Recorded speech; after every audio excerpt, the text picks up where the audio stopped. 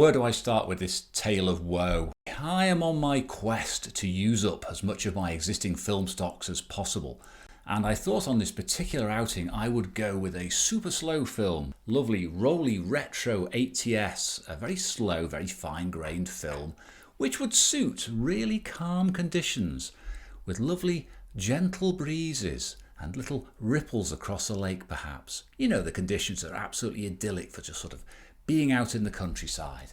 Yes, well, I didn't reckon with the British weather and the British weather forecast, unfortunately. So with great optimism, I set off up a mountain, well, a hillside really, with my trusty Nikon FE and Robin. And we headed off with hopes of the wind dying down, shall we say. As we skirted the foothills, I took some snaps with the camera. I was feeling optimistic. I was thinking, this is going to improve. The forecast says the winds will drop. We're not going to get any rain. Well, there you go. All we got was wind and rain. Wind as I've never felt before on a trip. Now, this wouldn't normally be a problem if I'd gone equipped with the right camera and lens. Perhaps my trusty 28 to 200mm bolted onto an autofocus body with a plastic bag wrapped around it. That is my favourite mountain equipment. But no, I took the Nikon FE and I took the dog slow Rolly 80S. And not only did I take Rolly 80S, which is a slow film, it's an extremely contrasty, pernickety film. It's not the sort of film you want to be out on a windy day with. Now, even though I took a tripod in my backpack, I could not set the thing up. It was just ridiculous. I was blowing over. If I'd have put the camera on a tripod, I'd have said goodbye to my trusty Nikon FE. So I decided not to. I decided to use it handheld. And just to make things even worse, being a contrasty film and being a super bright day, I had to rate it even slower. I needed more shadow detail. I needed to be able to pull the development so I would control those bright skies. So I rated it at 50. So I've got a 50 speed film on a super windy day, handheld, with just one camera and one lens. What could possibly go wrong?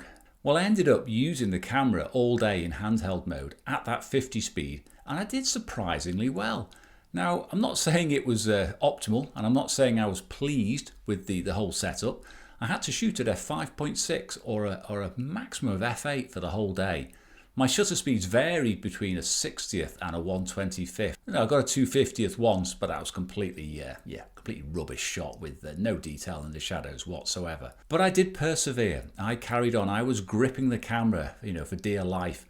Well, at least my vegan sausage roll has come out intact. It's more than I have.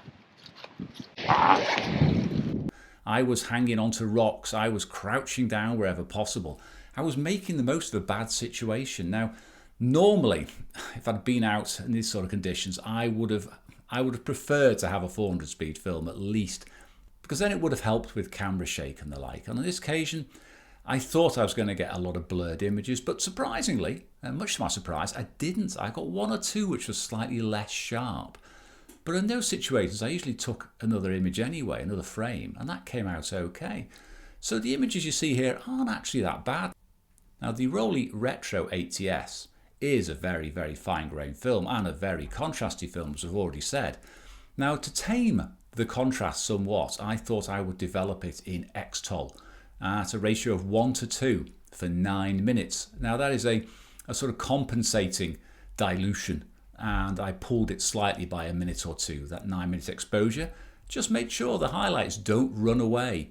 And much to my surprise, they didn't run away. I was pleasantly surprised. I've normally developed this film in Rodinal, and it is quite harsh, and it really needs a dull day to get the best out of it.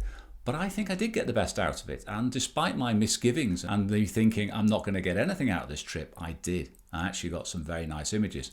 And I've actually made a couple of them into darkroom prints as well, and yeah, they are grainless at 8x10. I'm not saying it's the finest grain film out there, but it's right up there, probably in the top 5-10% of films, so particularly useful. But I would, next time, prefer to use it on a calm day if the weather forecasters can get their act together and actually accurately predict the weather for me. Towards the end of the day, we did descend because it did start to heavy rain showers, a little bit of hail in there. And we tried one more location right at the end of the day, but the iconic tree we were trying to photograph, well, one of the trees in the group had blown down. I don't know when. This is called Kelly Hall Tarn. No idea when this tree went over, So that is my tale of woe. I did survive the trip. My camera survived, perfectly intact. Trusty little beasts, these Nikon FEs. You know, you can't go wrong with them really. I did drop it, and the rock is recovering, but the camera's absolutely fine. Next time, back out with the 400 speed, back out with the zoom, back out with the autofocus for shots like that, and reserve these slower films for the more deliberate shooting on the tripod. But anyway, that's me done. Hope you enjoyed the trip. See you again soon.